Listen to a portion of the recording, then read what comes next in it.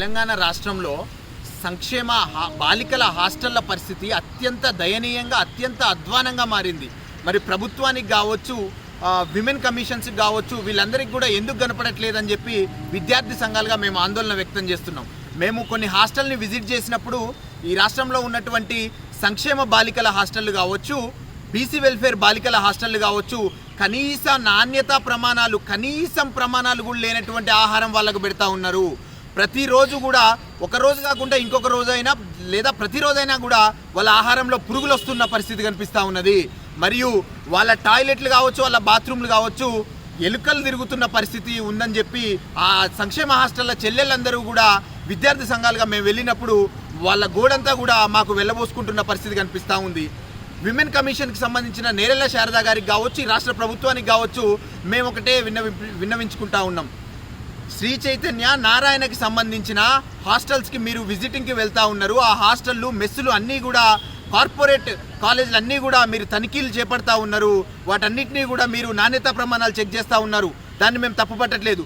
ఈ రాష్ట్రంలో ఉన్నటువంటి పేద మధ్యతరగతి, దిగువ మధ్యతరగతికి సంబంధించిన పేద వర్గాలకు సంబంధించిన ఆడబిడ్డలకి సంబంధించిన సంక్షేమ హాస్టళ్లకు పోవడానికి మీకెందుకు మనసొప్పట్లేదు? మరి మీది విమెన్ కమిషనా లేకపోతే ఇంకా వేరే రకమైన కమిషనా అని చెప్పి నేను ప్రశ్నిస్తూ ఉన్నా. ఎందుకంటే ఈ రాష్ట్రంలో ఉన్నటువంటి ఆడబిడ్డలు, పేదింటి ఆడబిడ్డలందరూ సంక్షేమ హాస్టల్లో పలు రకాల సమస్యలను ఎదుర్కొంటూ ఉన్నారు. కనీసం తిండి కూడా, కనీసం ఆహారం కూడా నాణ్యత లేకుండా పురుగులు వస్తూ ఉన్నాయి. సాంబార్లో పురుగులు వస్తూ ఉన్నాయి, ఆహారంలో పురుగులు వస్తూ ఉన్నాయి, రాళ్లతో కూడిన అన్నం పెడతా ఉన్నారని చెప్పి ఆడబిడ్డలందరూ కూడా ప్రతిరోజు రోడ్ల మీదకి వచ్చి ధర్నాలు చేస్తూ ఉన్నారు. మా అందరికీ కూడా విద్యార్థి సంఘాలందరికీ కూడా ఫోన్లు చేసి వాళ్ళు చాలా బాధపడుతున్న పరిస్థితి కనిపిస్తూ ఉంది. నేరెళ్ల శారద గారు, మీకు కార్పొరేట్కి సంబంధించిన కాలేజీలు నారాయణకు కావచ్చు, శ్రీ చైతన్యకు కావచ్చు, మీరు వెళ్తూ ఉన్నారు, వాటిని విజిట్ చేస్తూ ఉన్నారు.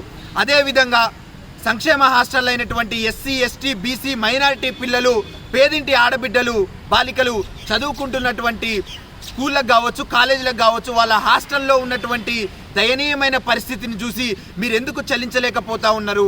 ఆ హాస్టల్ని మీరు ఎందుకు విజిట్ చేయలేకపోతా ఉన్నారు? అంటే మీ ప్రభుత్వం యొక్క లోపాలన్నీ కూడా బయటపడతాయని చెప్పి మీరు ప్రభుత్వం యొక్క బాలికల సంక్షేమ హాస్టళ్లకు వెళ్లకుండా కేవలం మీరు కార్పొరేటివ్ మాత్రమే వెళ్ళి, కార్పొరేటివ్ తూతూ మంత్రంగా వెళ్ళి చెక్ చేసినట్టుగా వాళ్ళ మీద ఒక 4 మాటలు అనేస్తే అయిపోతుంది. ఎందుకంటే అది ప్రైవేట్ సెక్టార్ కాబట్టి, కార్పొరేట్ సెక్టార్ కాబట్టి వాళ్ళని అనేస్తే అయిపోతుందని అనుకుంటున్నారు. కానీ మరి ప్రభుత్వంలో ఉన్నటువంటి బాలికల హాస్టళ్ల యొక్క దయనీయమైన పరిస్థితికి సమాధానం ఎవరు చెప్తారు? నేరెళ్ల శారద గారు మీరు చెప్తారా?